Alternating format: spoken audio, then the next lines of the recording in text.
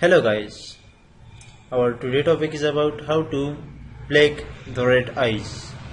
Sometime when we capture a picture, then it become red. Our eyes become red because of flashlight, etc. etc. So in the given picture, the eyes of this girl is red. So we will have to make it black. How? We will open our Photoshop, then drag this picture to our Photoshop. We drag it. Now we will zoom it.